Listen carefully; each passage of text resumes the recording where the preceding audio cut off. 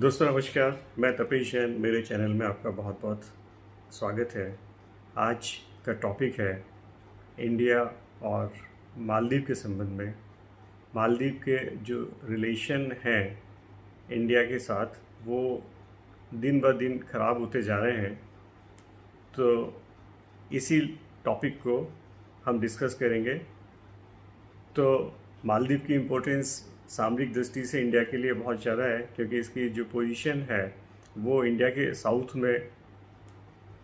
South में और लगभग 2000 किलोमीटर दूर इंडिया से एक द्वीप है जो छोटे छोटे लगभग 1000 द्वीपों से मिलाकर बना हुआ है एक स्टेट लाइन के अंदर।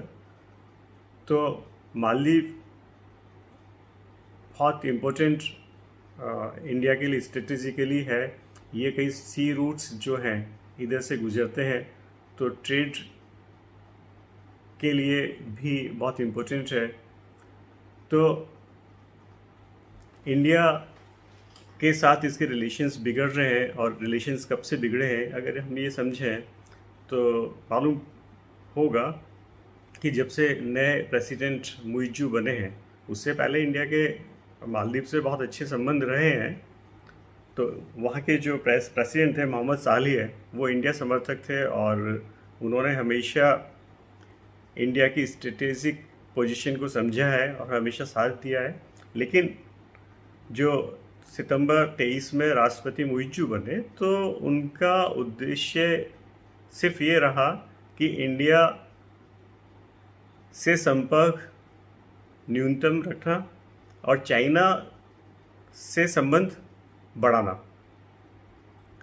तो जो राष्ट्रपति फ़िलहाल हैं मुइज्जू, तो सत्ता में बैठी इसी आधार पे थे। उन्होंने इंडिया आउट कैंपेन चलाया, मतलब अगेंस्ट इंडिया प्रचार किया, और उन्होंने कहा कि हम इंडियंस जो हैं, जो मिलिट्री पर्सनल इंडिया के हैं, इनकी प्रेजेंस हम कम करेंगे, इंडिया का प्रभुत्व कम करेंगे। तो ये सारा कुछ उनका उद्देश्य रहा प्रेसिडेंट का, और इसीलिए हमारे रिलेशंस काफ़ी बिगड़े हैं। इसके अलावा रिसेंटली प्राइम मिनिस्टर मोदी की लक्षद्वीप की यात्रा थी, उस समय भी कुछ इनके मिनिस्टर्स थे मालदीव के, उन्होंने एडवर्स कमेंट किए थे, अमर्यादित कमेंट किए थे, जिसके फलस्वरूप इंडिया में भी सोशल मीडिया कैंपेन चला बायकॉट मालदीव, क्योंकि 11.2% ऑफ टोटल टूरिस्ट वो इंडिया से जाता है, और इसकी इकोनॉमी काफ़ी कुछ डिपेंड करती है टूरिज़्म के ऊपर। तो ये कुछ पॉइंट्स है। पहला तो हो गया undiplomatic remarks against Indian prime minister.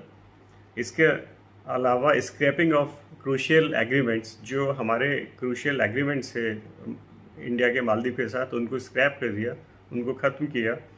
इसके अलावा मालदीव ने चाइना से कुछ एग्रीमेंट्स किए जो कि इंडिया के हितों के खिलाफ है,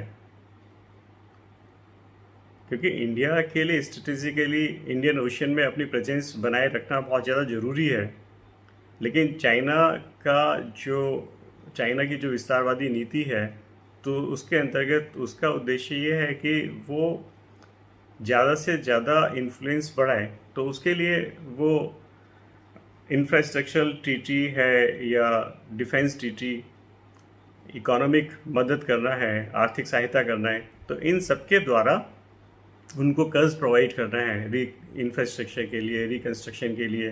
तो इन सारी चीज़ों से चाइना की कोशिश होती है कि अपने प्रभुत्व या अपने प्रभाव वाले देश में इनको शामिल कर ले। तो हम मालदीव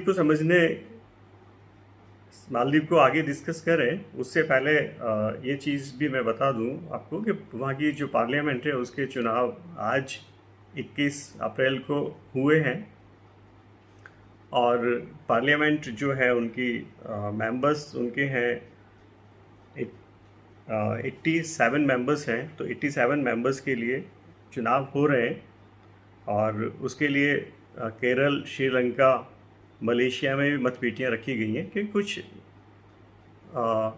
जो मालदीवियंस हैं उन्होंने रजिस्ट्रेशन कराया और उन्होंने कहा है कि हम यही मत दे पाएंगे, वोट कर पाएंगे। तो केरल में तिरुवनंतपुरम, श्रीलंका में कोलंबो, मलेशिया में कुआलालंपुर, तो यहाँ मत पत्र रखे गए और मतपेटियाँ रखी गई हैं और यहाँ वोटिंग भी होगी। अपार्ट फ्रॉम मालदीव में तो हो गई होगा। तो ये जो वोट, ये जो जो वहाँ की मजलिस है, एक तरह से पार्लियामेंट, उसके लिए चुनाव हो रहे हैं 87 मेंबर्स के लिए। तो हम आगे डिस्कस करें तो थोड़ा ये करंट अफेयर की दृष्टि से इम्पोर्टेंट है जिसको हमें समझना है। इसके अलावा अगर हम इसका पूरा इसके बारे में समझें, मालदीव के बारे में, तो क्षेत्रफल लगभग 298 किलोमीटर है। क्षेत्रफल 298 किलोमीटर है। इसके हालांकि टोटल एरिया जो इसका है समुद्री वाला मिला के तो वो 90,000 स्क्वायर किलोमीटर है, लेकिन जो लैंड एरिया है इसका 290 स्क्वायर किलोमीटर है। आबादी लगभग 5.25 लाख है। मैक्सिमम मुस्लिम्स हैं, 98.4 मुस्लिम्स हैं। करेंसी रुपया है। संसद का नाम मजलिस है। तो ये जो फैक्ट्स हैं वो हमें मालूम होने चाहिए। तो एक ये हो गया। और इंडिया के लिए स्ट्रेटेजिक इम्पोर्टेंस है। इंडिया के साउथ में लगभग 1000 द्वीपों का एक समूह है और सी रूट से गुजरता है, तो ये इम्पोर्टेंस है ही हमारी। तो इसको और डिस्कस करें उससे पहले थोड़ा हम हिस्टोरिकल टाइज जो थी इसके बारे में समझें। तो इंडिया और मालदीव के जो रिलेशंस रहे उसके बारे में समझें। तो 1965 में यूके का नियंत्रण यहाँ ख़त्म हुआ। यूके के नियंत्रण में था 1965 में। 2008 में इंडिया ने यहाँ पॉलिटिकली, मिलिट्री, बिजनेस के पॉइंट ऑफ व्यू से अच्छे संबंध बनाए और यहाँ काफ़ी इन्वेस्टमेंट भी किया है। वहाँ का इंफ्रास्ट्रक्चर डेवलप करने का काम भी किया है। महत्व है ही, सामरिक महत्व है। बाकी हमारे सांस्कृतिक संबंध रहे। 12th सेंचुरी में बुद्धिज़्म एक प्रमुख रिलीजन था। 12th सेंचुरी में बुद्धिज़्म एक प्रमुख रिलीजन था, प्रमुख धर्म था। और यहाँ इंस्क्रिप्शन मिले हैं। तो वज्रयान बुद्धिज़्म की इंस्क्रिप्शन भी यहाँ मिली है। इंडिया ने एजुकेशन प्रोवाइडर के रूप में काम किया है। नेचुरल कैलेमिटीज़ होती है, प्राकृतिक सहायता प्रदान की है, सुनामी हो या वाटर शॉर्टेज हो। इवन 2020 में जो कोविड पैंडेमिक आया था उस समय भी इंडिया ने एज ए पार्टनर मालदीव की काफ़ी सहायता की। इवन 1988 में यहाँ विद्रोह हुआ था, तो उस विद्रोह के लिए इंडिया ने ऑपरेशन कैक्टस चलाया था और विद्रोह को दबाया था। तो एज ए सिक्योरिटी प्रोवाइडर भी है। टूरिज़्म की दृष्टि से महत्वपूर्ण है। 11.2% ऑफ टोटल टूरिस्ट वो दे कम फ्रॉम इंडिया। तो आज लेकिन चुनौतियां हैं, और चुनौतियां हैं मुइज़्ज़ू के आने के बाद, जब से राष्ट्रपति बने उसके बाद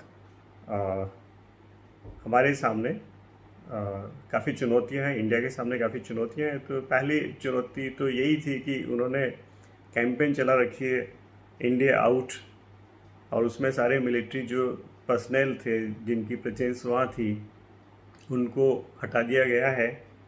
और इसके अलावा चाइना का जो बढ़ता प्रभाव है वो हमारे लिए एक बहुत बड़ी चिंता का कारण है।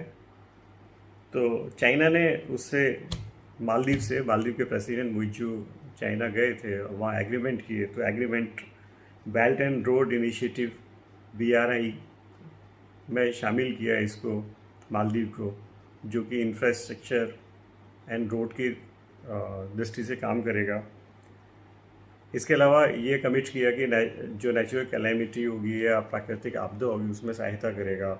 ब्लू इकोनॉमी मीन्स जो समुद्री रिसोर्सेज हैं उनका दोहन करने में मदद करेगा। ओशनिक रिसोर्सेज हैं उनके दोहन करने में मदद करेगा, आर्थिक सहायता प्रोवाइड करेगा, सैन्य प्रशिक्षण। तो कुल मिला के ये जो सारा सारा कुछ झुकाव है मालदीव का चाइना की तरफ, इंडिया के लिए एक बहुत बड़ा संकट है, एक बहुत बड़ी चुनौती है। और इंडिया की जो प्रेजेंस यहाँ होनी चाहिए वो उतनी नहीं है। तो इंडिया की प्राथमिकता यही होनी चाहिए, किसी तरह से हमारे रिलेशंस मालदीव से सुधरें और उसके लिए प्रयास करने चाहिए। अब जो चुनाव हैं, आशा है जो चुनाव हो रहे हैं पार्लियामेंट के लिए, अगर विरोधी पार्टी जो कि है मालदीव डेमोक्रेटिक पार्टी, जिसके अध्यक्ष हैं मोहम्मद साली, अगर उनकी स्ट्रेंथ ज़्यादा होती है तो निश्चित रूप से इंडिया को फ़ायदा होगा। लेकिन राष्ट्रपति मुइज़ू की जो पीपुल्स नेशनल कांग्रेस है, अगर उसको उसके ज़्यादा मेंबर्स बनते तो इंडिया के लिए वाकई एक कंसर्न का पॉइंट होगा। तो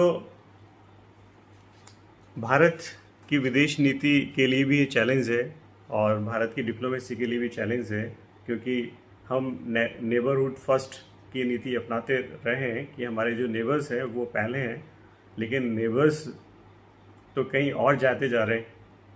तो ये एक प्रश्न है जिसका सामना करना बहुत ज़रूरी है।